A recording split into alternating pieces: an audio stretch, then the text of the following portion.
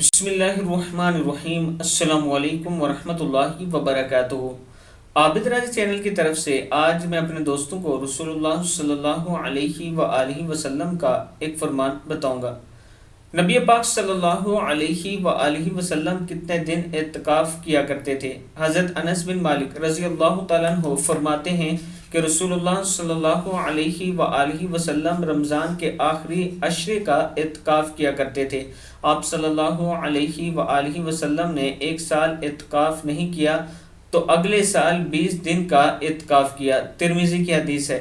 यानी आखिरी 10 रोज़े जो होते हैं वो रसूलुल्लाह सल्लल्लाहु अलैहि वसल्लम एतकाफ़ किया करते थे।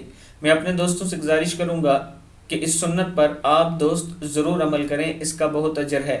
इस वीडियो को आप दोस्तों ने आगे ज़रूर शेयर करना है ताकि दूसरों तक पहुँच सके।